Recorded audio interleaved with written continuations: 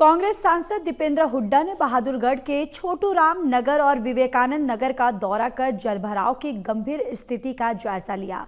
उन्होंने प्रभावित लोगों से मुलाकात कर पानी की कमी और गंदे पानी से स्वास्थ्य जोखिम की समस्या सुनी। सांसद ने प्रशासन की लापरवाही पर सवाल उठाते हुए कहा कि तुरंत 5 वाटर टैंकर उपलब्ध कराने के निर्देश उन्होंने दिए। उन्होंने सरकार से जल निकासी सुधार, राहत सामग्री वितरण और हरियाणा के लिए विशेष राहत पैकेज की मांग की।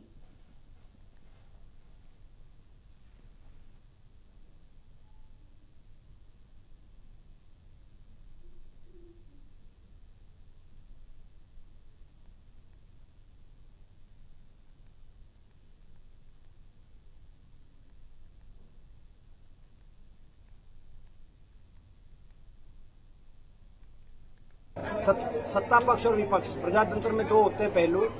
और जब कभी आपदा आए तो पहला रिस्पांस सत्ता पक्ष का होता है। सत्ता पक्ष अगर विफल हो जाए तो जनता की आवाज उठाने की जिम्मेदारी विपक्ष की होती है। यहाँ ये प्राकृतिक आपदा ना होकर हरियाणा के अंदर तो ये प्रशासनिक आपदा है।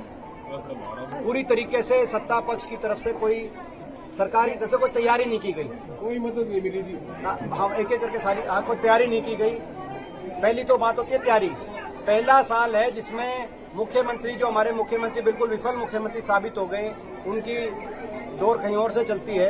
उन्होंने फ्लड कंट्रोल बोर्ड की बैठक ही नहीं ली। हरियाणा में पहली बार हुई तो फ्लड कंट्रोल बोर्ड की बैठक होती है, समय से तैयारियां की जाती है, ड्रेनों की सफाई होती है, जहां एम्बैंकमेंट की जरूरत होती है वहां पे ड्रेनों की जो है अपना एम्बैंकमेंट होते हैं, किनारे मजबूत करने का नाम एम्बैंकमेंट वो कहते हैं इंग्लिश में, तो वहां पे तैयारी की। तो सारी चीजें होती हैं फ्लड कंट्रोल में। इस साल कोई फ्लड कंट्रोल बोर्ड की बैठक नहीं की गई। ड्रेनों की, नदियों की कोई सफाई नहीं की गई, जो हमारी सीजनल नदियां थी, ड्रेन थी। और हमारे यहाँ कोई ऐसी प्राकृतिक आपदा नहीं थी जितनी बड़ी प्रशासनिक आपदा की वजह से आज हरियाणा में बाढ़ की स्थिति आ गई। दूसरी बात, बाढ़ की स्थिति आने के बाद दूसरा पहलू होता है प्रशासन की विफलता से आई हो, चाहे प्रशासन मदद करे, पैकेज की घोषणा करे। पंजाब में हो गया, हिमाचल में हो गया, राजस्थान में हो गया, दिल्ली में हो गया, उत्तराखंड में हो गया। हरियाणा में विशेष पैकेज की कोई घोषणा ही नहीं की गई, ना केंद्र सरकार की तरफ से ना प्रदेश सरकार की तरफ। प्रदेश सरकार की तरफ से भी नहीं की गई।